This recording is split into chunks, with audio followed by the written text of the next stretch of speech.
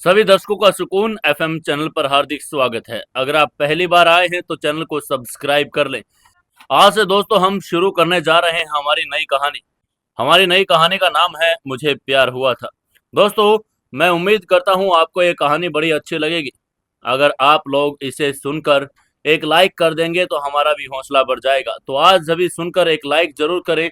अगर अच्छी लगे तो एक प्यारा सा कमेंट करके बताएं कि आपको कहानी कैसी लगी, और साथ में अपने दोस्तों तक अपने व्हाट्सएप ग्रुप्स में इसे शेयर जरूर करना। चलिए शुरू करते हैं कहानी।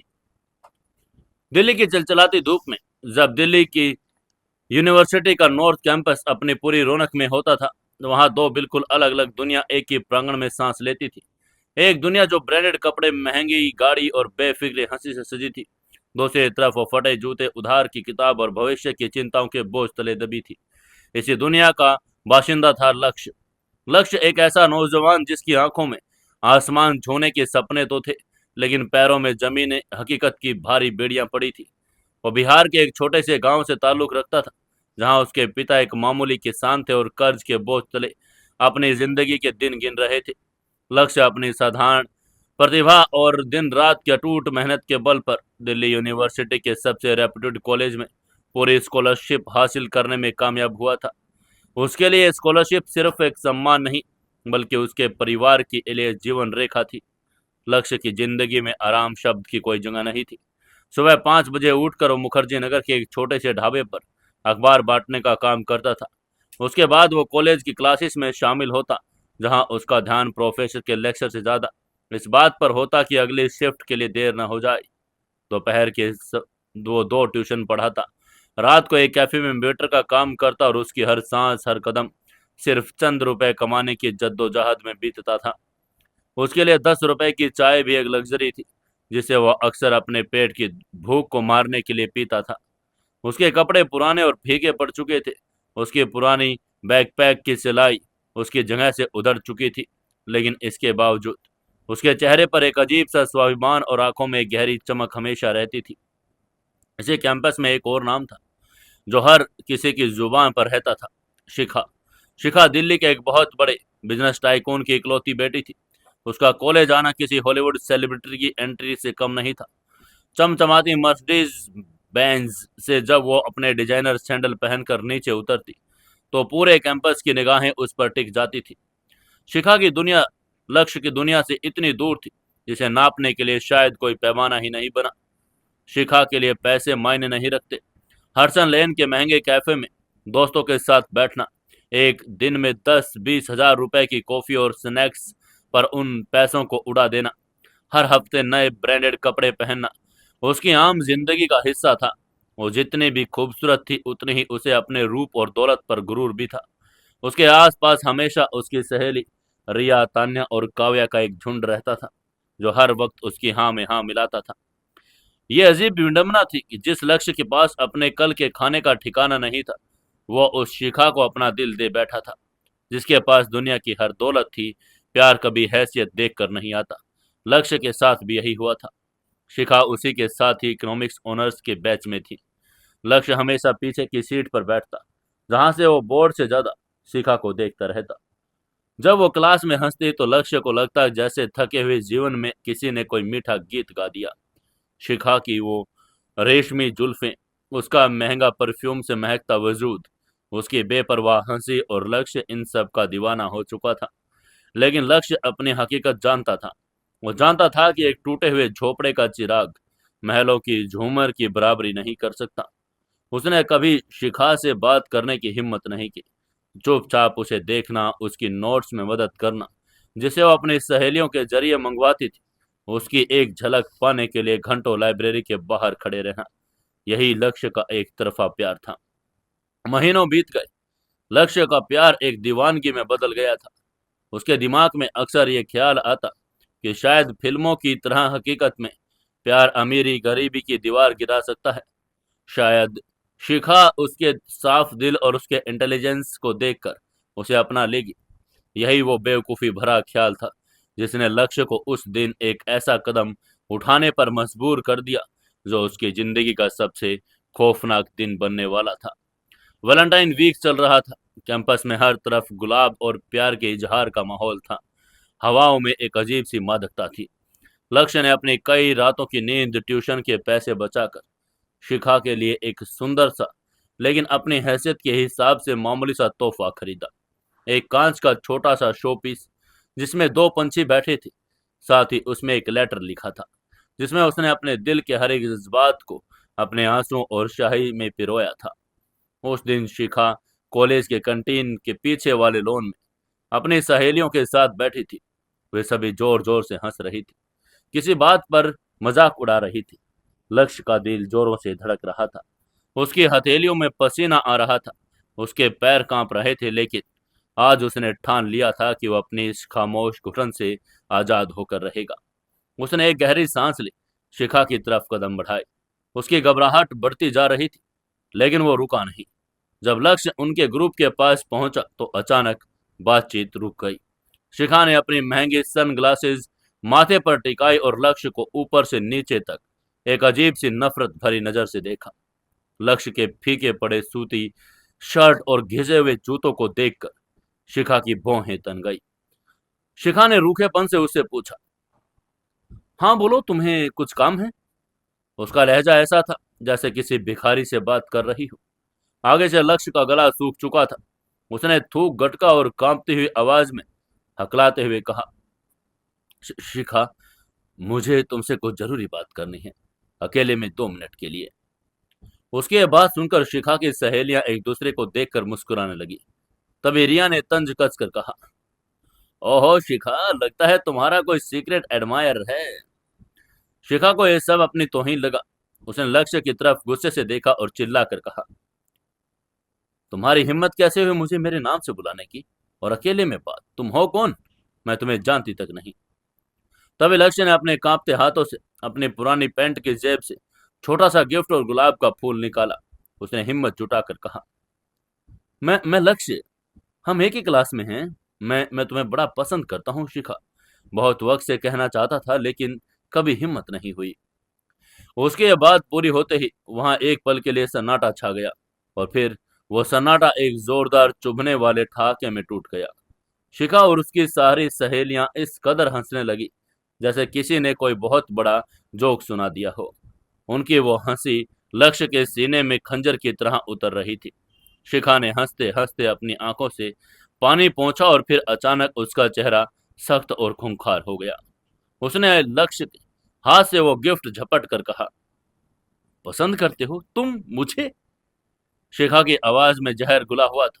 वो लक्ष्य के बिल्कुल करीब आई, लेकिन इतनी दूर थी कि लक्ष्य के पसीने की बदबू उस तक न पहुंचे। शिखा ने पूरी भीड़ के सामने चिल्ला कर कहा, कभी आईने में अपनी शक्ल देखी है तुमने? तुम्हारी हैसियत क्या है? तुम्हारे इन फटे हुए जूतों और इस 2 कौड़ी की शर्ट को देखकर मुझे उल्टी आती है। तुम लोग गांव से यहाँ पढ़ने आ जाते हो और हम जैसी लड़कियों पर लाइन मारने। अब आसपास के और भी स्टूडेंट वहां इकट्ठा होने लगे थे। लक्ष्य की आंखों में आंसू आने लगे।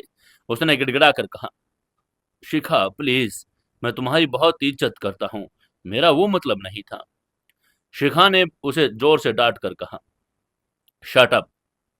ये कहकर उसने अपने लक्ष्य आगे कांच के शोपीस को जमीन पर पूरी ताकत से दे मारा। कांच के 2 टुकड़े हो गए और बिल्कुल लक्ष्य के दिल की तरह। तभी शिखा ने उसकी इंसल्ट करके आगे कहा, इज्जत? तुम जैसे लोग इज्जत का मतलब क्या जानेंगे? तुम जैसों की औकात मेरे घर के नौकर बनने की नहीं। ये जो तुम 10-20 रुपए का सूखा हुआ गुलाब लेकर खड़े हो ना, उससे मुझे इम्प्रेस करना चाहते हो? जितना तुम्हारे पूरे खानदान का महीने का खर्चा है, उतने के तुम मैं कुत्तों को बिस्कुट डाल देती हूँ। क्या सोचकर आए थे तुम मेरे पास? क्या मैं तुम्हारी गरीबी पर तरस खाकर तुमसे प्यार कर लूंगी? You are disgusting. तभी तान्या ने पीछे से हंसकर कहा, शिखा, इसके कपड़ों से बदबू आ रही है यार, इसे तो यहाँ खड़े रहने का भी कोई हक नहीं। उसकी ये बात सुनकर शिखा ने लक्ष्य को एक धक्का देकर कहा, एग्जैक्टली, तुम्हें क्या लगा तुम वो फटीचर स्कॉलरशिप वाले हीरो हो और मैं तुम्हारे प्यार में पागल हो जाऊंगी? औकात में रहना सीखो लक्ष्य। जिस दिन तुम्हारे महीने की कमाई मेरे एक दिन की पॉकेट मनी के बराबर हो जाए ना, उस दिन मुझसे आंख मिलाने की सोचना। अभी तो तुम मेरे जूते साफ करने के लायक भी नहीं हो। ये बात सुनकर चारों तरफ खड़े स्टूडेंट्स अब लक्ष्य पर हंस रहे थे। कोई वीडियो बना रहा था, कोई सीटियां बजा रहा था। तभी शिखा ने अपना बैग उठाकर कहा। अब दफा हो जाओ यहाँ से, भिखारी कहीं के। अगली बार मेरे आस पास भी दिखे ना तो सिक्योरिटी से धक्के मारकर बाहर निकलवाऊंगी। और वो अपनी सहेलियों के साथ वहां से चली गई। यह कहकर कि मूड खराब कर दिया इस फटीचर ने। वहीं लक्ष्य अब बुत बनकर खड़ा रहा। उसके कानों में अभी वो गालियां, वो ठहाके, वो तालियों की आवाज गूंज रही थी। जमीन पर बिखरे हुए कांच के टुकड़े, कुचला हुआ लाल गुलाब और उसकी औकात का मजाक उड़ा रहे थे। उसने धीरे से नीचे बैठकर उन कांच के टुकड़ों को समेटना शुरू किया। उसके हाथों से खून रिसने लगा, लेकिन उसे दर्द महसूस ही नहीं हो रहा था, क्योंकि उसके सीने में जो दर्द उठ रहा था, उसके सामने ये शारीरिक घाव कुछ भी नहीं था। वो चुपचाप वहां से उठा और उसने किसी की तरफ नहीं देखा। वो भागते हुए कैंपस से बाहर निकला, सीधा अपने उस सीलन भरे छोटे से कमरे में आ गया। कमरे का दरवाजा बंद करते ही वो जमीन पर गिर पड़ा और फूट फूट कर रोने लगा। आज तक गरीबी ने उसे रुलाया था, भूख ने उसे रुलाया था, लेकिन आज किसी ने उसकी गरीबी का नंगा नाच पूरे कॉलेज के सामने कर दिया। शिखा के कहे हुए शब्द, तुम्हारी औकात मेरे घर के नौकर बनने की नहीं, ये उसके दिमाग में हथौड़े की तरह बज रहे थे। उस रात लक्ष्य सोया नहीं। उसने अपने फटे हुए जूते देखे, अपनी उधड़ी हुई शर्ट देखी और फिर उस टूटे हुए कांच के टुकड़ों को अपनी मेज पर रख दिया। प्यार, वो एक बहुत ही नाजुक और खूबसूरत एहसास था, जिसे आज अमीरी के अहंकार के नीचे कुचल दिया गया। लक्ष्य के अंदर वो मासूम, सीधा साधा, प्यार करने वाला लड़का उस रात हमेशा के लिए मर गया। रात भर आंसुओं से भीगा वो सीलन भरा कमरा अब भोर की पहली किरण का गवाह बन गया था। दिल्ली की सुबह अक्सर कोलाहल से भरी होती है, लेकिन लक्ष्य के लिए आज की सुबह एक अजीब सी खामोशी लेकर आई थी। वो खामोशी जो किसी बड़े तूफान के आने से पहले छा जाती है। रात भर करवटें बदलने, शिखा के उन चुभते हुए शब्दों को बार बार अपने दिमाग में दोहराने के बाद जब लक्ष्य उठा तो उसकी आंखों में न तो कोई नमी थी और न ही कोई शिकायत। उसकी आंखों में बस एक धधकती हुई आग, एक ऐसा दृढ़ निश्चय जिसने उसके वजूद को पूरी तरह से बदल कर रख दिया था। उसने मेज पर रखे उन टूटे हुए कांच के टुकड़ों को देखा, जो कल तक उसके मासूम प्यार का प्रतीक थे, लेकिन आज उसकी जलालत की निशानी बन चुके थे। उसने अपनी उधड़ी हुई शर्ट और उन फटे हुए जूतों पर नजर डाली। कल तक उसने अपनी गरीबी पर शर्म आती थी, एक बेबसी महसूस होती थी, लेकिन आज आज उसे अपनी इस हालत पर गुस्सा आ रहा था। तुम्हारी औकात क्या है? शिखा की वो नफरत भरी आवाज उसके कानों में पिघले शीशे की तरह उतर रही थी। लक्ष्य ने गहरी सांस ली और खुद से एक वादा करके कहा, तुमने मेरी गरीबी का मजाक उड़ाया शिखा। तुमने मुझे उस मुकाम पर खड़ा कर दिया जहां से अब मेरे पास खोने के लिए कुछ नहीं बचा। लेकिन अब मैं खुद को इतना काबिल बनाऊंगा, इतनी ऊंचाई तक लेकर जाऊंगा कि जब तुम मुझे देखोगी तो तुम्हें अपनी उस दौलत पर घमंड नहीं, शर्म आएगी। तुम खुद को मेरे सामने बहुत छोटा महसूस करोगी। यह बुदबुदाकर उसने अपना पुराना घिसा हुआ कीपैड फोन उठाया। उस फोन की हालात भी उसकी जिंदगी की तरह जंजीर थी। बैटरी बार बार गिर न जाए, उसके लिए चारों तरफ 3-4 पीले रबड़ बैंड कसकर लिपटे हुए थे। स्क्रीन पर अनगिनत खरोचे। लक्ष्य ने उस बेजान से फोन को अपनी मुट्ठी की ताकत से भींचा। उसकी उंगलियों के पोर सफेद पड़ गए। उसने फोन को देखकर बुदबुदा कर कहा, एक ना एक दिन मेरी भी किस्मत जरूर बदलेगी।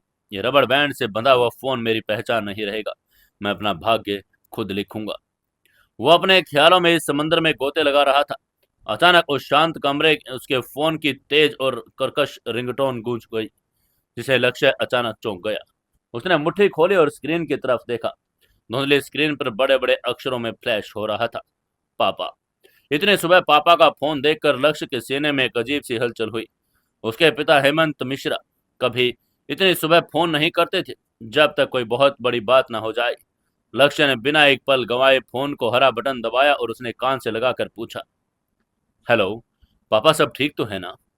लेकिन दूसरी तरफ से आने वाली आवाज वो चीर परिचित सुकून नहीं था, बल्कि एक ऐसी घबराहट थी जिसे लक्ष्य ने अपने पिता की आवाज में पहले कभी नहीं सुना। उसकी सांसें उखड़ गई, जैसे वो बहुत दूर से दौड़कर आए हों और किसी गहरे सदमे में हो। उनकी आवाज कांप रही थी। उन्होंने हकला कर कहा, लक्ष्य बेटा, तुम जहां भी हो, जिस हाल में हो, बहुत जल्दी ही दिल्ली के सिटी हॉस्पिटल पहुंचो। बिल्कुल अभी, कुछ भी सोचना मत, बस आ जाओ। उनकी यह बात सुनकर इधर से लक्ष्य ने एक गहरी सांस में सवालों की झड़ी लगाकर कहा, पापा क्या हुआ? सिटी हॉस्पिटल, आप दिल्ली में हैं, और माँ माँ कैसी है? क्या हुआ किसी को? ये सवाल करके उसका दिल पसलियों तोड़कर बाहर आने को बेताब था। लेकिन उधर से उसके पापा ने एक भी सवाल का जवाब नहीं दिया और बस कहा, बेटा मैं फोन पर कुछ नहीं बता सकता, हालत बड़ी खराब है। वो आखिर सांसें गिर रहे थे, जल्दी आ जाओ वरना। लेकिन इससे पहले कि हेमंत मिश्रा अपनी बात पूरी कर पाते, लक्ष्य समझ पाता कि आखिर कौन आखिरी सांसें गिन रहा है। उसके हाथ में रखा और रबर बैंड वाला फोन अचानक बंद हो गया, बैटरी डेड हो चुकी थी। लक्ष्य ने फोन झकझोर कर कहा, हेलो पापा, हेलो। वो पागलों की तरह फोन के पावर बटन पागलों की तरह दबाने लगा, लेकिन वो प्लास्टिक का डिब्बा पूरी तरह से खामोश था। लक्ष्य के दिमाग के नशे फट गई। सिटी हॉस्पिटल, घबराहट, आखिरी सांसें, इन शब्दों ने उसके दिलो दिमाग पर खौफ का एक ऐसा पर्दा डाल दिया कि वो सुन पड़ गया। उसे कुछ समझ ही नहीं आ रहा था। उसके माता पिता तो बिहार के गांव में थे, वो रातों रात दिल्ली कैसे आ गए? हॉस्पिटल में कौन है? क्या उसकी माँ की तबीयत अचानक बिगड़ गई? क्या उन्हें कोई गंभीर बीमारी थी जिसे उन्होंने लक्ष्य से छुपाया ताकि उसकी पढ़ाई में कोई बाधा ना आई? लक्ष्य के मुंह से एक चीख निकली। उसने सिसक कर कहा, माँ। ये बुदबुदाकर उसने बिना कुछ सोचे समझे अपने फटे जूते फंसाए, और उसने यह भी नहीं देखा कि रात में कपड़े पहने हैं या दिन में। वो बस अपने कमरे से बाहर भाग लिया। बाहर सड़क पर दिल्ली अभी जाग ही रही थी। सड़कों पर गाड़ियां कम थी। लक्ष्य मुखर्जी नगर की उन संकरी गलियों से पागलों की तरह भाग रहा था। उसने एक ऑटो वाले को हाथ देकर कहा, भाई जल्दी सिटी हॉस्पिटल चलिए, बहुत जल्दी जाना है, प्लीज चलिए। लक्ष्य की आवाज में रोना छुपा था। ऑटो वाले ने उसके होली और चेहरे की हवाइयों को देखकर बिना मोल भाव उसे बैठा लिया। पूरे रास्ते लक्ष्य का दिल ऐसे धड़क रहा था जैसे कोई हथौड़ा निहाई पर पड़ रहा हो। वो बार बार अपने फोन को चालू करने की कोशिश कर रहा था, लेकिन कोई फायदा नहीं। उसका दिमाग बुरी से बुरी आशंकाओं से भर चुका था। वो पूरे रास्ते दोनों हाथ जोड़कर बस यही प्रार्थना कर रहा था। उसने भगवान के आगे गिड़गिड़ा कर कहा, हे भगवान, मेरी माँ को बचा लेना, मेरे पिता को कुछ मत होने देना। मैं मेरे पास इस पूरी दुनिया में उनके सिवा कोई नहीं है। मैं आपकी हर सजा भुगतने को तैयार हूँ, लेकिन मेरे माता पिता पर कोई आंच नहीं देना भगवान। करीब आधे घंटे के अंतहीन सफर के बाद ऑटो सिटी हॉस्पिटल के विशाल कांच और स्टील के बने भव्य प्रवेश पर रुका। ये दिल्ली के सबसे महंगे आलीशान हॉस्पिटलों में से एक था। लक्ष्य ने अपनी जेब में से कुछ छुट्टे पैसे ऑटो वाले को दिए और बिना बाकी पैसे लिए हॉस्पिटल के अंदर दौड़ पड़ा। हॉस्पिटल के अंदर का माहौल बिल्कुल अलग था। सफेद संगमरमर का फर्श, चमचमाती लाइट, सेंट्रल एयर कंडीशनर्स की ठंडी हवा और फिनाइल व दवाओं की वो खास महक। चारों तरफ सूट बूट पहने लोग डिजाइनर कपड़ों में लिपटे तीमारदार नजर आ रहे थे। लक्ष्य अपने घिसे हुए कपड़ों और पसीने से तरबतर चेहरे के साथ वहां एक अजनबी लग रहा था, लेकिन उसे किसी बात की परवाह नहीं थी। वो रिसेप्शन की तरफ भागा। उसने रिसेप्शनिस्ट से हाफ कर पूछा, मुझे मुझे हेमंत मिश्रा से मिलना है, वो अभी अभी आए हैं, कोई सीरियस केस? रिसेप्शनिस्ट ने उसकी नजरों में देखा और कंप्यूटर पर कुछ चेक करने लगी। तभी पीछे से एक भारी और जानी पहचानी आवाज आई, लक्ष्य। लक्ष्य ने पीछे की तरफ मुड़कर देखा। कुछ ही दूरी पर उसके पापा हेमंत मिश्रा खड़े थे। उनके बाल अस्त व्यस्त थे, आंखें लाल थी और चेहरे पर एक ऐसी थकान थी जो शायद सदियों पुरानी लग रही थी। उनको देखते ही लक्ष्य ने कहा, पापा। लक्ष्य दौड़कर उनके गले लग गया। उनके आंसुओं का बांध टूट चुका था। उसने सिसक कर कहा, पापा क्या हुआ? माँ ठीक है? माँ ठीक तो है ना? आप दिल्ली में कैसे? मुझे कुछ समझ नहीं आ रहा पापा, आपने फोन क्यों काट दिया? आगे से हेमंत ने अपने बेटे को सीने से लगा लिया। उनकी आंखों में आंसू बह रहे थे। उन्होंने लक्ष्य के लिए सिर पर हाथ फेर कर कहा, शांत हो जाओ मेरे बच्चे, तेरी माँ बिल्कुल ठीक है, वो भी यही है, ऊपर वाले फ्लोर पर। उनकी ये बात सुनकर आगे से लक्ष्य ने चैन की लंबी सांस ली और कहा, अगर माँ ठीक है तो फिर हम इस हॉस्पिटल में क्यों हैं पापा? अपने फोन पर ऐसा क्यों हो कहा कि कोई आखिरी सांसें गिन रहा है? कौन है यहाँ? आगे से हेमंत मिश्रा ने लक्ष्य के कंधे पकड़े और खुद को थोड़ा दूर किया। उन्होंने उसकी आंखों में सीधे देखा। उनके चेहरे पर एक गहरा दुख और ऐसा रहस्य था जिसे वो सालों से अपने सीने में दफन किए हुए थे। उन्होंने लक्ष्य की आंखों में देखकर कहा, लक्ष्य, मैं जानता हूं तुम्हारे मन में बहुत सारे सवाल हैं, और आज उन सभी सवालों का जवाब देने का वक्त आ गया। मेरे पास ज्यादा समय नहीं है, इसलिए मैं जो भी कह रहा हूं उसे बड़े ध्यान से सुनना। लक्ष्य चुपचाप खड़ा रहा। उसकी सांसें अटक गई। तभी हेमंत मिश्रा उसे हॉस्पिटल के एक शांत कोने में ले गए। उन्होंने एक बेंच पर बैठकर आगे कहा, लक्ष्य, मैंने और तुम्हारी माँ ने तुम्हें हमेशा यही बताया कि इस दुनिया में हम तीन लोगों के अलावा अपना कोई नहीं। हमने तुम्हें बताया कि मैं एक गरीब अनाथ किसान हूँ जिसका कोई परिवार नहीं है, लेकिन ये पूरा सच नहीं था बेटा। हेमंत की आवाज भर्रा गई। वह उनकी ये बातें सुनकर लक्ष्य की भौहें सिकुड़ गई। उन्होंने कंफ्यूज होकर पूछा, क्या पूरा सच नहीं है पापा? मतलब आप क्या कह रहे हैं? मुझे कुछ समझ नहीं आ रहा। तभी आगे से हेमंत ने उसकी आंखों में देखकर कहा, मतलब यह कि तुम्हारा परिवार सिर्फ हम दोनों तक सीमित नहीं है। तुम्हारे दादाजी तुम्हारे दादाजी अभी जिंदा है लक्ष्य। उनकी यह बात सुनकर आगे से लक्ष्य के पैरों तले की जमीन खिसक गई। उसने शौक होकर कहा, दादाजी? लेकिन आपने तो कहा था कि वो आपके बचपन में ही गुजर गए। अगर वो जिंदा है तो हमने उन्हें अभी तक देखा क्यों नहीं? हम उस टूटे हुए घर में एक एक पैसे के लिए मोहताज रहे और आज अचानक वो कहां से आ गए पापा? तभी आगे से हेमंत ने गहरी सांस लेकर कहा, क्योंकि उन्होंने मुझे अपनी जिंदगी और अपने घर से बेदखल कर दिया था लक्ष्य, आज से 22 साल पहले। उनकी ये बात सुनकर आगे से लक्ष्य ने कंफ्यूज होकर पूछा, लेकिन क्यों पापा? तभी हेमंत की आंखों में एक पुरानी याद तैरने लगी। उन्होंने धीरे से कहा, तुम्हारी माँ की वजह से। तुम्हारे दादाजी कोई मामूली इंसान नहीं है लक्ष्य, उनका नाम रघुनाथ मिश्रा है। लक्ष्य ने यह नाम अपने दिमाग में दोहराया, रघुनाथ मिश्रा। उसे यह नाम कहीं सुना हुआ लग रहा था। दिल्ली यूनिवर्सिटी के बिजनेस स्टडीज के स्टूडेंट होने के नाते यह नाम उसके लिए अनजान नहीं हो सकता था। तभी उसकी आंखें फटी की फटी रह गई। उसका शरीर सुन्न पड़ने लगा। उसने घबरा कर कहा, रघुनाथ मिश्रा? मिश्रा इंडस्ट्री के चेयरमैन, देश के सबसे बड़े बिजनेस टाइकून और अरबपति रघुनाथ मिश्रा? लक्ष्य की आवाज में फुसफुसाहट में बदल गई। तभी आगे से हेमंत ने धीरे से सिर हिलाकर कहा, हाँ लक्ष्य, वही रघुनाथ मिश्रा। मैं उनका इकलौता बेटा और इस देश के सबसे बड़े बिजनेस एम्पायर का इकलौता वारिस था। उनकी ये बात सुनकर लक्ष्य अपना सिर पकड़कर बैठ गया। ये सब किसी फिल्मी कहानी से ज्यादा अविश्वसनीय लग रहा था।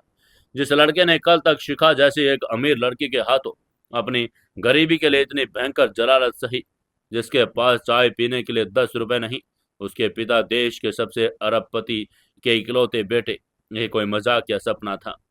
इसलिए उसने अपने गुस्से भरी आवाज में कहा, पापा ये सब क्या है?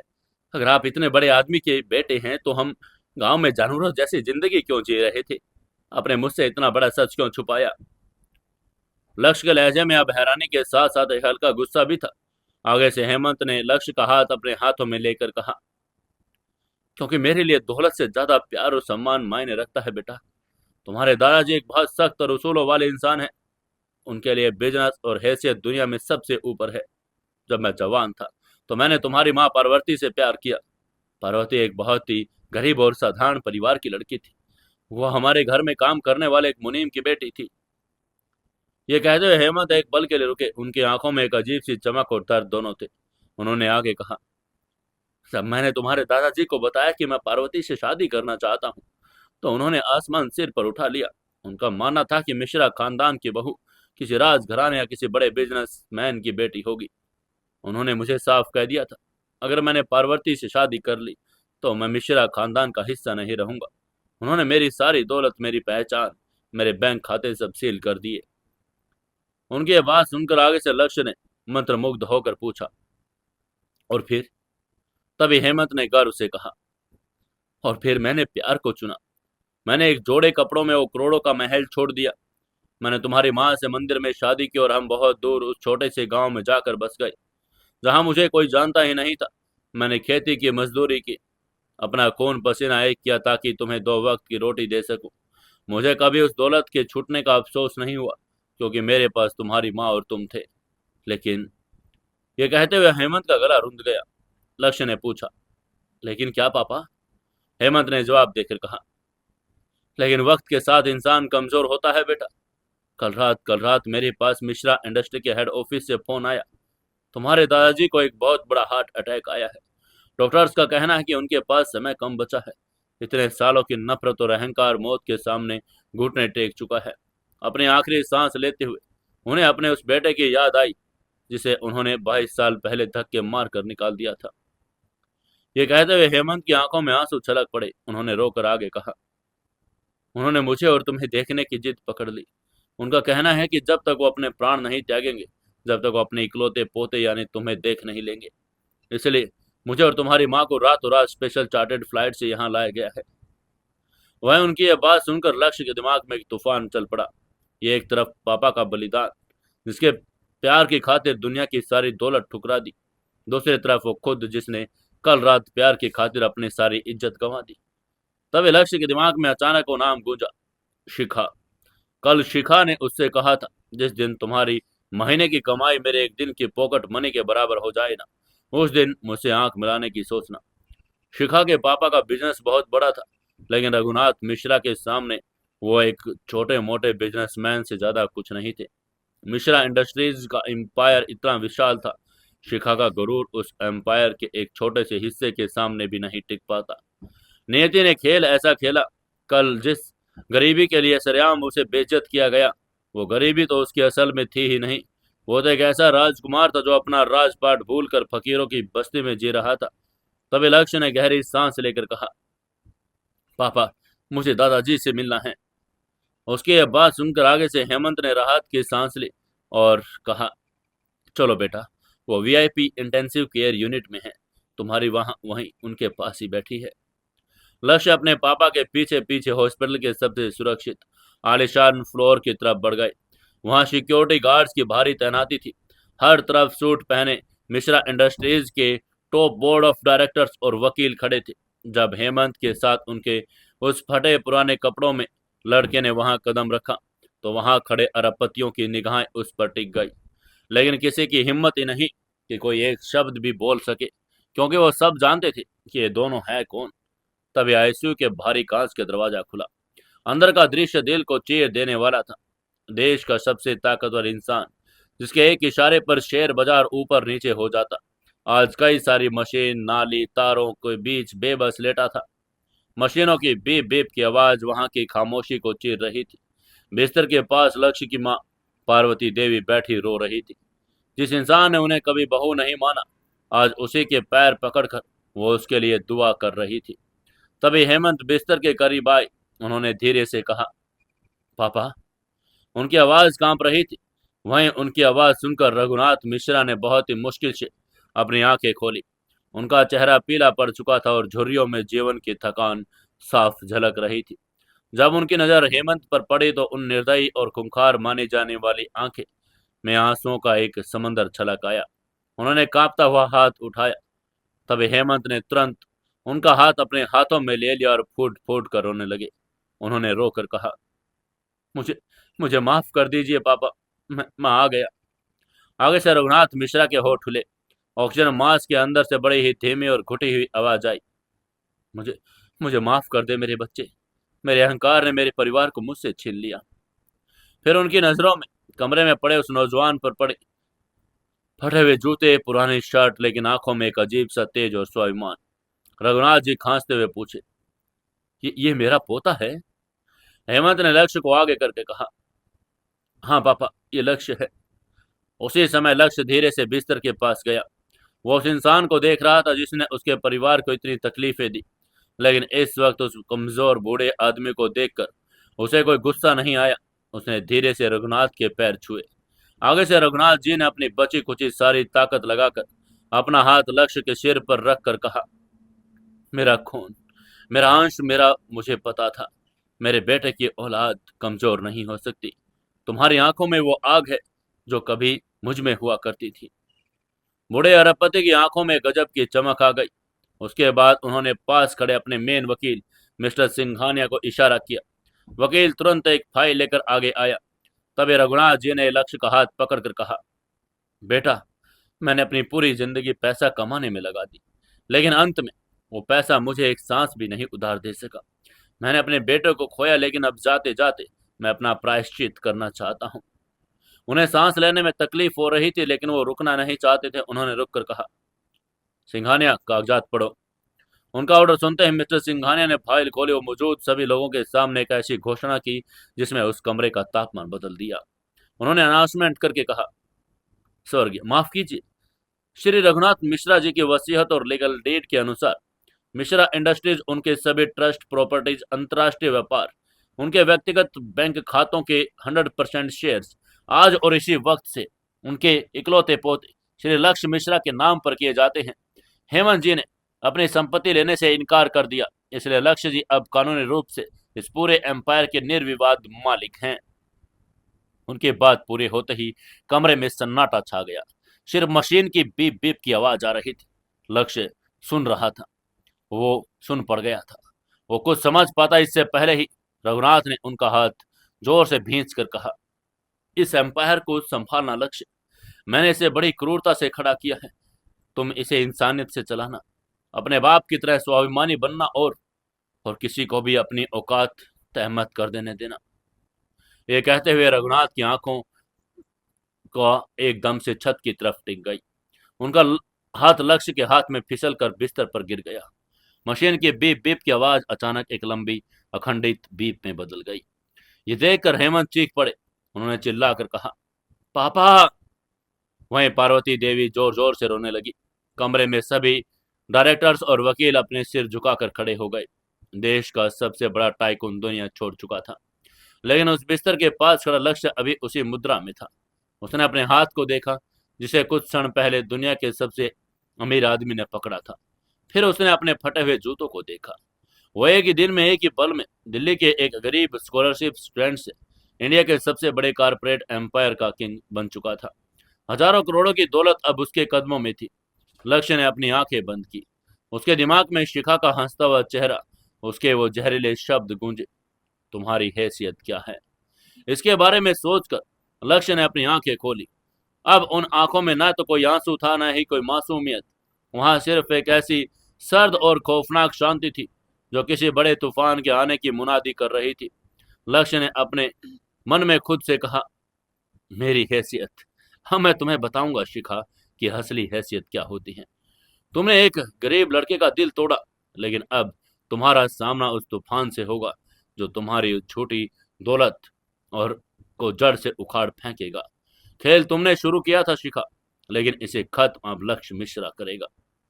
हॉस्पिटल के उस वीआईपी कमरे के बाहर खड़ी दिल्ली की सुबह अब पूरी तरह से खिल चुकी थी, लेकिन दिल्ली की यूनिवर्सिटी और शिखा की जिंदगी में बहुत जल्द एक ऐसी काली रात आने वाली थी जिसका उन्होंने कभी सपने में अंदाजा नहीं लगाया था।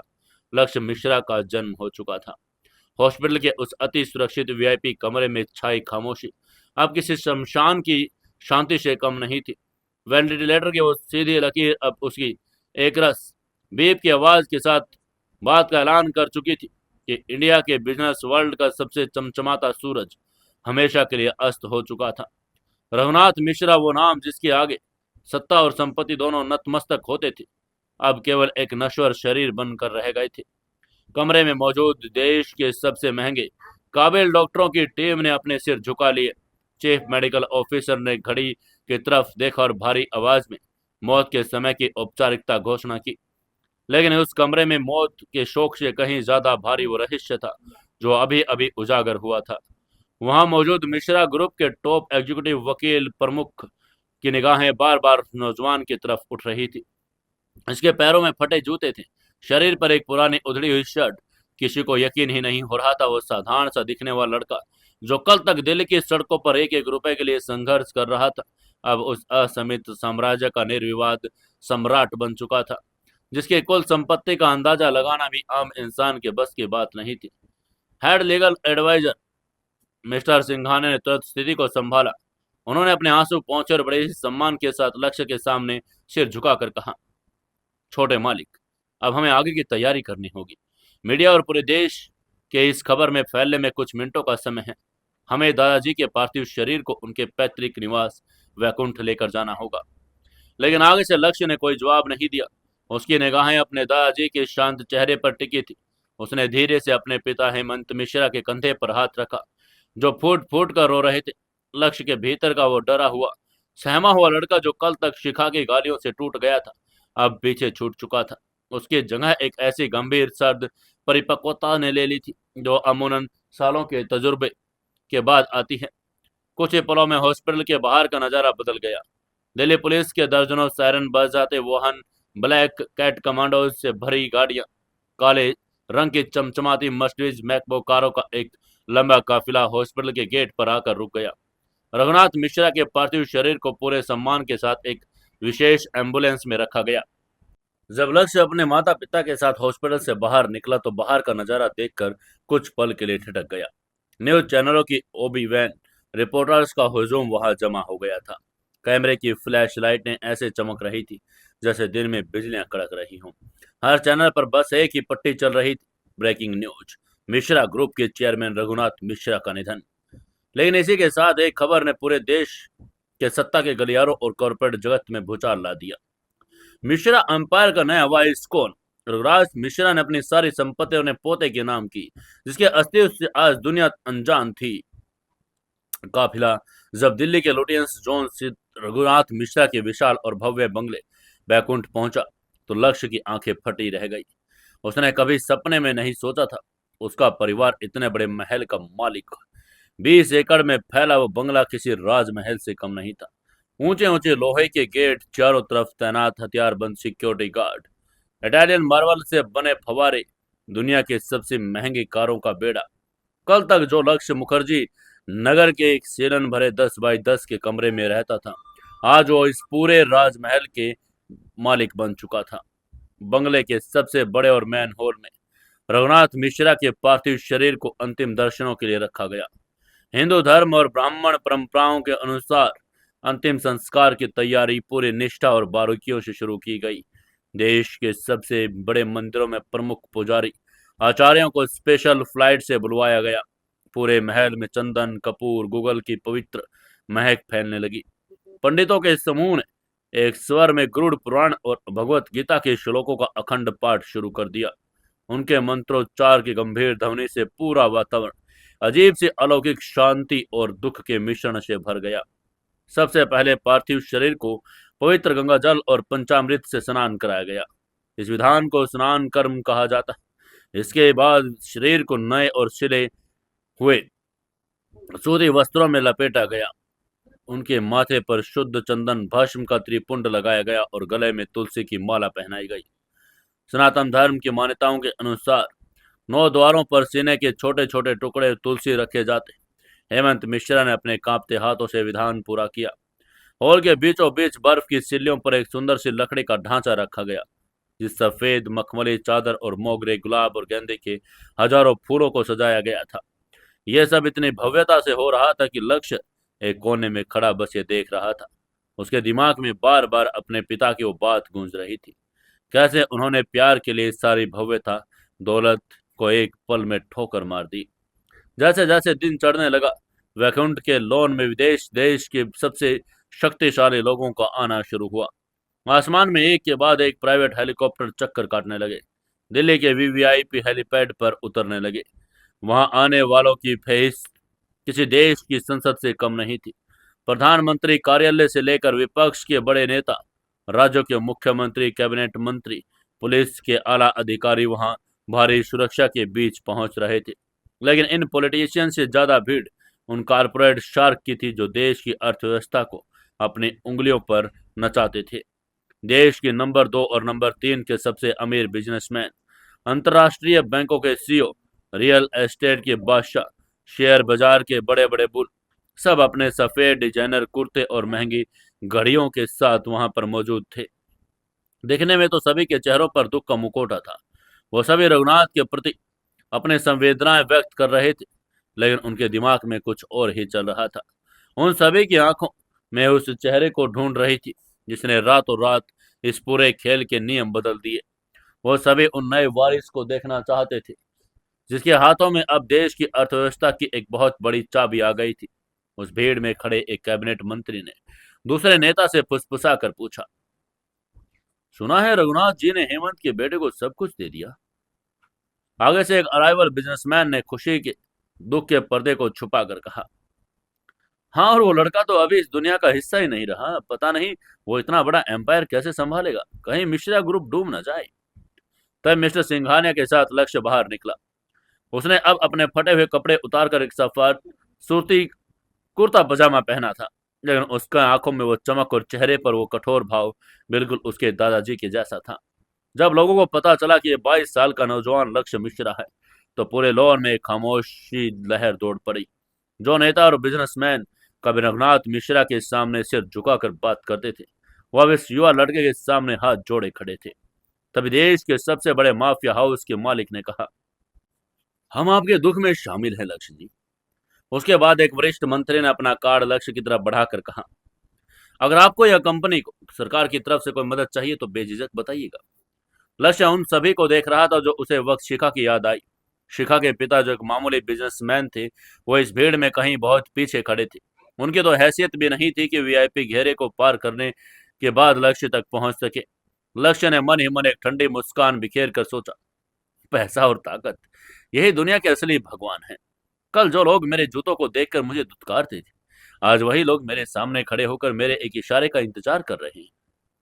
ये सोचकर लक्ष्य ने बस एक हल्के से सिर हिलाकर उनकी संवेदनाओं का जवाब दिया, बिना कोई शब्द बोले। उसकी इस चुप्पी ने वहां मौजूद कई अनुभवी उद्योगपतियों के माथे पर पसीना ला दिया। उन्हें समझ आ गया कि यह लड़का भले ही नया हो, लेकिन उसकी रगों में खून तो उस रघुनाथ मिश्रा का ही है। इसी बीच दोपहर के करीब 3 बज चुके थे। पंडितों ने घोषणा की कि अब अंतिम यात्रा का समय हो गया। बांस और कुश के घास के एक विशेष अर्थी तैयार किए और केवल सफेद फूलों से गूंथा गया था। पंडित और वहां मौजूद हजारों लोगों के नारों के बीच वो वैकुंठ मुख्य द्वार से निकल गए। बाहर का नजारा तो और भी अचंभित करने वाला था। पूरी सड़क लोगों की भीड़ भाड़ से खचाखच भरी थी। मिश्रा ग्रुप की फैक्ट्रियों के मजदूर, कंपनी कंपनियों के कर्मचारी, आम जनता अपने मसीहा के अंतिम दर्शन के लिए आई थी, जिसने लाखों लोगों को रोजगार दिया था। पूरे रास्ते लक्ष्य की निगाहें दिल्ली की उन सड़कों पर थी, जहां कल तक वो बस एक एक बदलने के लिए धक्के खाता था। जिन सड़कों पर पसीने से लथपथ होकर अखबार बांटता था, आज उन्हीं सड़कों पर देश की पुलिस उसके लिए रास्ता खाली करवा रही थी। ये सत्ता का नशा था, जिसे लक्ष्य पहली बार इतनी गहराई से महसूस कर रहा था। निगम बोध घाट का वीआईपी हिस्सा आज एक अलग ही छावनी में तब्दील हो गया था। यमुना नदी के किनारे स्थित इस घाट पर विशेष तैयारियां की गई। एक ऊंचे चबूतरे पर वो सजाने के लिए कुंतल शुद्ध चंदन की लकड़ियां मंगवाई गई थी। जहां पार्थिव शरीर वहां पहुंचा तो पहले भूमि संस्कार किया। जिस स्थान पर चिता सजनी थी, वहां की जमीन को गाय के गोबर और गंगा जल से लीप कर पवित्र किया गया। विशुद्ध चंदन की लकड़ियों को बहुत ही तरीके से एक के ऊपर रखकर उन्हें इस लगा दिया गया, और इसके बाद पंडितों ने पिंडदान की विधि शुरू की। लगातार वो क्रियाक्रम पर आ गए थे। तभी प्रधान आचार्य ने गंभीर स्वर में कहा, अब मुखाग्नि का समय आ गया है। हिंदू धर्म में मुखाग्नि सबसे महत्वपूर्ण कर्म होता। हेमंत मिश्रा ने अपने पिता की चिता को मुखाग्नि देने का अधिकार लिया। पंडित जी ने गोबर के कंडे और वनस्पतियों में अग्नि तैयार की और हेमंत के हाथ से वो सुलगती मशाल ली और अपने पिता के पीछे खड़ा था। जो लक्ष्य पिता के पंडित जी के निर्देश में बोला, जजमान अब 3 बार परिक्रमा करे। मुखाग्नि देने के बाद कुछ ही देर में वो धू धू कर जलने लगे। तपिश इतनी जोर थी कि लोग के आगे भी पसीना आ चुका था। सामने अपने दादाजी के जलते हुए शरीर को वो देख नहीं रहा था, बल्कि उस आग में अपने अतीत को, अपने उस गरीबी को, उस मासूम लक्ष्य को जलते हुए देख रहा था, जिसने कल रात शिखा ने बेरहमी से उसे मार दिया था। लक्ष्य वहां से 1 इंच भी नहीं हिला। अंतिम संस्कार की विधि समाप्त होने के बाद परंपरा के अनुसार सभी लोगों ने यमुना नदी में स्नान किया और पवित्र जल के छींटे लिए, फिर बिना पीछे मुड़कर देखे वहां से वापस लौटने लगे। एक एक करके देश के वो सभी बड़े नेता, उद्योगपति, रसूखदार लोग लक्ष्य के पास से गुजर रहे थे। हर कोई जाते उनके सामने थोड़ा झुकता, हाथ जोड़ता और संवेदनाएं प्रकट करता। तब देश के वित्त मंत्री ने धीरे से कहा, लक्ष्य जी, हमें आपकी जरूरत पड़ेगी, कल ऑफिस में मिलते हैं। उनके पास खड़े एक बड़े बैंक के चेयरमैन ने आगे आकर कहा, मिश्रा ग्रुप का भविष्य अब के सुरक्षित हाथों में है। उनकी ये बात सुनकर आगे से लक्ष्य ने सिर्फ अपनी गर्दन हिलाई। उनका मन अब इन चीजों से बहुत आगे जा चुका था। वो जानता था कि अब उसकी जिंदगी वैसी नहीं रहेगी जो 2 दिन पहले की थी। अब उसे ट्यूशन पढ़ाने के लिए पैदल नहीं जाना पड़ेगा। अब उसे 10 रुपए की चाय के लिए अपनी जेब नहीं टटोलनी पड़ेगी। शमशान घाट से बाहर निकलते हुए लक्ष्य ने दिल्ली यूनिवर्सिटी की तरफ आसमान में देखा। उसने मन ही मन सोचा, तुमने कहा था ना शिखा, जिस दिन मेरी महीने की कमाई तुम्हारे एक दिन के पॉकेट मनी के बराबर हो जाए, उस दिन मैं तुमसे आंख मिलाने की सोचूं। ये सोचकर लक्ष्य के होठों पर एक बहुत ही खतरनाक और खौफनाक मुस्कान तैर गई। उसने आगे सोचा, अब तुम्हारी पॉकेट मनी क्या, तुम्हारे पूरे खानदान की कुल प्रॉपर्टी मेरी 1 मिनट की कमाई के बराबर भी नहीं। तुमने दिल्ली यूनिवर्सिटी के उस छोटे से लोन में मेरा मजाक उड़ाया था। अब मैं तुम्हारा वो गुरूर, तुम्हारी वो झूठी दुनिया, इस पूरे शहर के सामने ऐसे चकनाचूर करूंगा, तुम इस शमशान की राख में बिखर जाओगी। काले शीशों वाली बुलेट प्रूफ मैकबे का कार का दरवाजा खुला। लक्ष्य अंदर बैठा और कार का काफिला वापस बैकुंठ की तरफ दौड़ पड़ा। अब इंडिया के कारपोरेट जगत और शिखा की जिंदगी में एक ऐसा तूफान आने वाला था जिसे कोई भी ताकत रोक नहीं सकती थी। एक मासूम स्कॉलरशिप स्टूडेंट अब एक ऐसा बाजीगर बन चुका था जिसकी मिट्टी ने पूरे शहर की किस्मत कैद थी। शमशान घाट की तपती हुई दोपहर और वहां राख के पीछे अब वो छूट चुकी थी। दिल्ली की चौड़ी और व्यस्त सड़कों पर काले शीशे वाली मैकबे एक काफिला सैर बजाते ही पुलिस की गाड़ियों के साथ बीच से गुजर रही थी। बाहर दिल्ली की धूप अपना कहर बरपा रही थी, लेकिन उस blood proof sound proof car के अंदर का तापमान और माहौल दोनों ही बेदर्द सर्द थे। इस वातानुकूलित गाड़ी की पिछली सीट पर लक्ष्य बैठा था। कल तक जिस लड़के के लिए डीटीसी बस का पास बनवाना महीने भर की जद्दोजहद का काम था, आज वो दुनिया की सबसे सुरक्षित आलीशान गाड़ियों में से एक लेदर की सीट पर धंसा हुआ था। गाड़ी के अंदर एक अजीब सी शांति थी। बाहर का कोई शोर, ट्रैफिक की आवाज अंदर नहीं आ रही थी। लक्ष्य की निगाहें कार के काले शीशे से बाहर दौड़ती हुई दिल्ली पर टिकी। यह वही शहर था जिसने कल उसे उसकी हैसियत याद दिलाई थी। उसे याद आ रहा था कि कैसे वो पैदल चलकर ट्यूशन पढ़ाने जाता था, कैसे लाल बत्ती पर खड़े होकर वो बड़ी गाड़ियों को हसरत भरी नजर से देखता था। लेकिन आज आज वो इस शहर के सबसे बड़े एम्पायर में से एक का मालिक था। तभी आगे की सीट पर बैठे मिस्टर सिंघानिया ने खामोशी को तेड़कर बड़े ही अदब से कहा, छोटे मालिक, अगर आप इजाजत दें तो मैं मीडिया हाउस और पब्लिक रिलेशंस टीम को निर्देश दे दूं। हमें कल सुबह तक देश के सभी प्रमुख अखबारों के पहले पन्ने पर, न्यूज चैनलों पर आपकी ताजपोशी की ऑफिशियल अनाउंसमेंट करनी होगी। शेयर बाजार को भी आश्वस्त करना जरूरी है कि मिश्रा इंडस्ट्रीज का नया वारिस कमान संभालने के लिए तैयार है। उनकी ये बात सुनकर लक्ष्य ने शीशे से नजर नहीं हटाई। उसका दिमाग इस वक्त किसी सुपर कंप्यूटर की तरह तेजी से काम कर रहा था। उसने मन ही मन सोचा, अगर मैंने आज अपनी पहचान दुनिया के सामने उजागर कर दी तो क्या होगा। कल जब मैं दिल्ली यूनिवर्सिटी जाऊंगा तो शिखा और उसके घमंडी दोस्त मेरे सामने घुटनों के बल बैठे होंगे। जो शिखा कल मुझे अपने घर का नौकर बनाने लायक नहीं समझती थी, वो ये जानकर कि मैं देश के सबसे बड़े अरबपति का पोता हूँ, खुद मेरे पास चलकर आएगी और मुझसे माफी मांगेगी। लेकिन क्यों? क्या वो मेरी इज्जत करेगी? नहीं, वो मेरी दौलत की इज्जत करेगी। वो उस पैसे के सामने झुकेगी, मेरे सामने नहीं। और मुझे मुझे उसकी झूठी माफी नहीं चाहिए। मुझे उसका गुरूर तोड़ना है। मुझे उसे एहसास दिलाना है कि इंसान की असली ताकत उसके बैंक बैलेंस से नहीं, उसके दिमाग और उसकी काबिलियत से होती है। इसके अलावा लक्ष्य के मन में एक और बात थी। उसके पिता हेमंत मिश्रा ने अपनी पूरी जिंदगी उस दौलत से बहुत दूर एक साधारण से इंसान की तरह स्वाभिमान से जी थी। लक्ष्य ने भी अपनी उस स्कॉलरशिप, अपनी उस पढ़ाई को बीच में नहीं छोड़ना चाहता था, जिसे उसने अपनी रातों की नींद हराम करके हासिल किया था।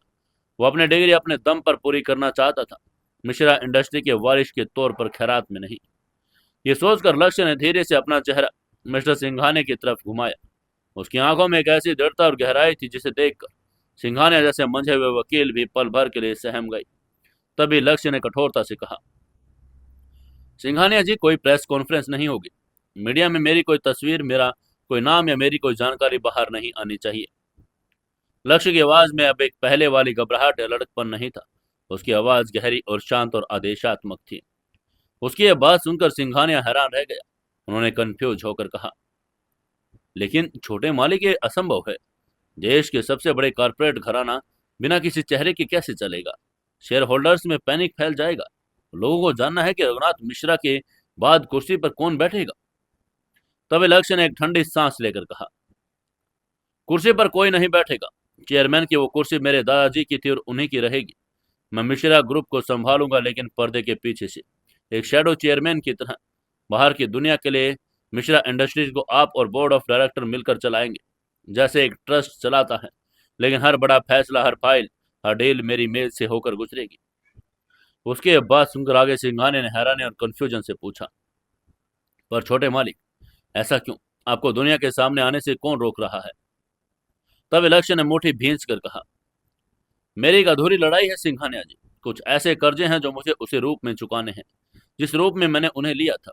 अगर मेरी असली पहचान बाहर आ गई तो मेरे दुश्मन मेरे सामने हथियार डाल देंगे, और मैं उन्हें इतनी आसानी से हारने नहीं देना चाहता।